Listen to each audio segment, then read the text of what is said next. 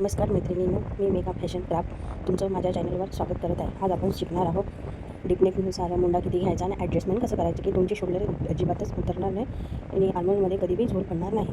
यानुसार आपण आज शिकणार आहोत. तुम्हाला मी काल शोल्डर मायनसचा चार्ट दिला, तो कसा वाटला ते नक्की मला कमेंटमध्ये सांगा.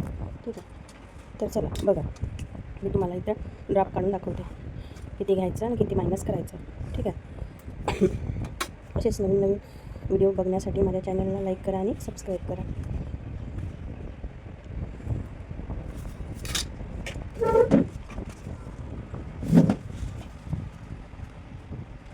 काय हार्मोन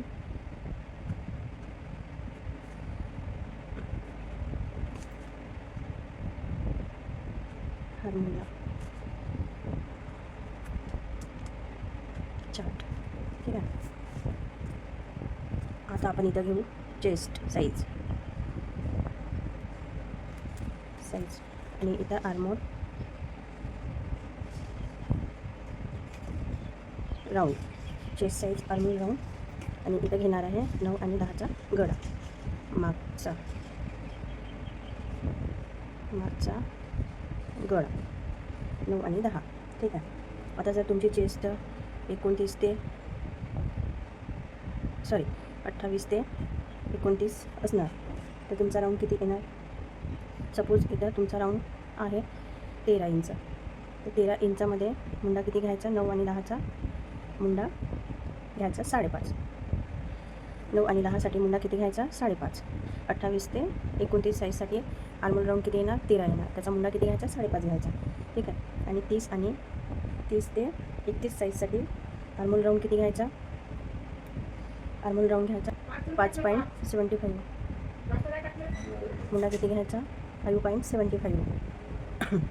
आणि 34 ते 35 साईजसाठी मुंडा किती घ्यायचा आहे आपल्याला 15 इंच घ्यायचा आहे. 15 इंच घ्यायचा आहे ना, नाही सॉरी, आर्मोल राऊंड किती घ्यायचा आहे 15 इंच घ्यायचा. आणि मग मुंडा किती घ्यायचा, आपण मुंडा किती टाकायचा, मुंडा टाकायचा आपल्याला 34 ते 35 साईजसाठी 6 इंच मुंडा टाकायचा. हे 9 आणि 10च्या गळ्यासाठी आहे हा फॉर्म्युला. आणि 38 ते 39साठी आर्मोल राऊंड किती टाकायचा आपल्याला 17 इंच. आणि मुंडा किती घ्यायचा आहे 6 इंच, मुंडा किती घ्यायचा आहे 6 इंच. ठीक आहे, आणि 40 ते 41साठी आर्मोल राऊंड किती घ्यायचा आहे आपल्याला 17.5 इंच. आणि मुंडा घ्यायचा आहे आपल्याला 6 इंच घ्यायचा आहे मुंडा. ठीक आहे, हा आहे आपला चेस्ट साईज आणि हा आहे आर्मोल राऊंड आणि हा आहे आपल्याला मुंडा. आणि हे कोणत्या गळ्यासाठी लागू होणार आहे 9 आणि 10. सपोज आपण इथे जर असं घेतला समजा, एक अशी लाईन फाडून टाकायची,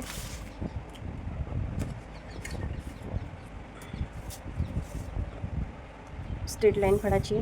शोल्डर आहे आपली 14 डिवाइड 2 किती आला आन्सर 7 आला. आपण इथे टाकलं 7 इंच टाकलं समजा. ठीक आहे, 7 इंच टाकलं. 7मधून मग आपल्याला मायनस किती करायचं आहे 9 आणि 10साठी किती करायचं आहे 10 इंचाच्या गळ्यासाठी 2.75 करायचं मायनस. ठीक आहे, मग आपण मुंडा किती टाकू 5.5. ठीक आहे, 5.5 टाकला तर किती होते,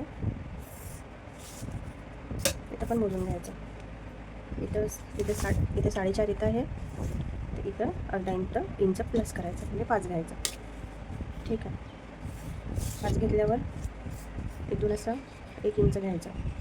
1 इंच घेतल्यावर असं आर्मोल राऊंड देऊन द्यायचा. आणि आपण डीप नेक जेव्हा बनवतो तेव्हा आपला जर 17 असेल 17.5 असेल जो बी काही असेल, सपोज आपण घेतला 14 घेतला समजा. ठीक आहे, 14 घेतला, 14चे निम्मे किती येते डिवाइड 2 7 येते ना, 7 येते. तर आपण मग असं मोजून घ्यायचं अर्धा इंच सोडून. आपला 7 कुठं भरत आहे 7 इथे भरत आहे, तर अर्धा इंच प्लस करून 7.5वर मार्क करायचा. आपली चेस्ट लाईन कितीच येईल त्यानुसार. ठीक आहे, ही अशी आहे डीप नेकचा फॉर्म्युला. तुम्हाला माझा हा व्हिडिओ कसा वाटला तुम्ही नक्कीच कमेंटमध्ये सांगा. लाईक करा, शेअर